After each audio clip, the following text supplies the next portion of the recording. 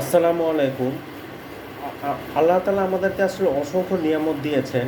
এই যে আমরা শ্বাস-প্রশ্বাস নিচ্ছি, এটাই কিন্তু আল্লাহ সুবহানাহু ওয়া তাআলার যে কত বড় নিয়ামত তা আসলে আমরা বলে শেষ করা যায় না। কারণ আল্লাহ তাআলার নিয়ামত যদি গুণে শেষ করতে চাই তাহলে সেটা হবে আমাদের জন্য বোকামি। কারণ আল্লাহ তাআলা আমাদেরকে সৃষ্টি করেছেন। যে সূরা রহমানে তো আল্লাহ তাআলা বারবার বলেছেন, "ফাবিআইয়ি আলাহি রাব্বিকুমা তুকাদ্দিবান।" অর্থাৎ তুমি তোমার রবের কোন নিয়ামতটাকে অস্বীকার করবা? এই যে হাত পা, চোখ, নাক, কান, ব্রেন, কত কিছু দিয়েছেন আল্লাহ তাআলা আমাদেরকে, কিন্তু আমরা কতটুকুই বা শুকরিয়া করি? কিন্তু আমরা কিন্তু না শুকরিয়া করি। তো আল্লাহ তাআলা সূরা ইব্রাহিম ৭ নম্বর আয়াতে বলেছেন যে তোমরা যদি আল্লাহর নিয়ামত গণনা করো তবে গুণে শেষ করতে পারবে না। সুবহানাল্লাহ। আর আল্লাহ তাআলা জমিনে এমন কোনো প্রাণী নাই যার রিজিকের দায়িত্ব আল্লাহ তাআলা নেন নাই। সুবহানাল্লাহ। এটা একটা কোরআনের আয়াতটা সম্ভবত আমি ভুলে গিয়েছি, পরে আপনাদেরকে বলে দিব।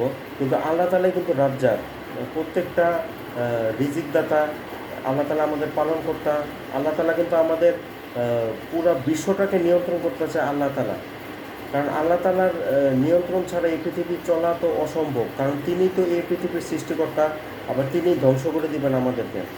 তো যেটা বলতেছিলাম, সূরা ইব্রাহিমের ৭ নম্বর আয়াতে আল্লাহ তাআলা বলেছেন যে তোমরা যদি আল্লাহর নিয়ামত গণনা করো তবে গুণে শেষ করতে পারবে না। আর আল্লাহ তাআলার যদি নিয়ামত করো, নিয়ামত যদি শুকরিয়া করো তবে তা আল্লাহ তাআলা বহুগুণে বাড়িয়ে দিবেন। কাজে আমাদের উচিত আল্লাহ তাআলার নিয়ামতের শুকরিয়া করা। নিয়ামতের শুকরিয়া করলে আল্লাহ তাআলা বহুগুণে তা বাড়িয়ে দিবেন। আর এমন একটা জিনিস আসলে নিয়ামত, যেই জিনিসটা ছাড়া আসলে চলা যায় না। কারণ আমরা আমাদের রবের আসলে কোন নিয়ামতটাকে অস্বীকার করব? আজকে আমি ইচ্ছা করলে এর চেয়ে অনেক খারাপ রাখতে পারতাম, থাকতে পারতাম। আলহামদুলিল্লাহ, আল্লাহ তাআলা আমাকে ভালো রেখেছেন। প্রত্যেকটা মানুষেরই কেই কিন্তু আল্লাহ তাআলা মানে গিয়ে কোনো কিছু পরীক্ষা করে থাকেন।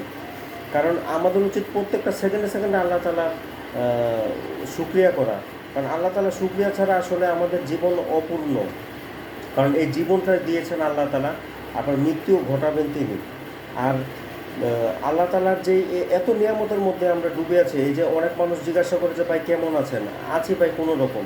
কিন্তু এটা যে কত বড় মানে খারাপ, এটা তো আসলে বলা যায় না। আমি অনেক সময় মানুষের ভুল ধরে দিই যে ভাই বলবেন আলহামদুলিল্লাহ ভালো আছি, যে অবস্থায় আছে আলহামদুলিল্লাহ ভালো আছি। কারণ আলহামদুলিল্লাহ সর্বোত্তম দোয়া, যে এবং সর্বশ্রেষ্ঠ দোয়া, এবং মিজানে পাল্লাকেও এটা ভারী করে। কাজেই বুঝতেই পারছেন যে আলহামদুলিল্লাহ কত বড় ফজিলত। আমাদের উচিত সর্ব অবস্থায় আল্লাহ তাআলার শুকরিয়া আদায় করা, যে অবস্থায় থাকি না কেন। কারণ আল্লাহ তাআলা এর চেয়েও খারাপ অবস্থানে আমাদেরকে রাখতে পারতেন, এর চেয়েও খারাপ অবস্থানে আল্লাহ তাআলা আমাদেরকে নিয়ে যেতে পারতেন। আমাদের উচিত চেষ্টা চালিয়ে যাওয়া আর আল্লাহর উপর ভরসা করা। তো আজকে এ পর্যন্তই। সবাই ভালো থাকবেন, সুস্থ থাকবেন। আসসালামু আলাইকুম ওয়া রাহমাতুল্লাহি ওয়া বারাকাতুহু।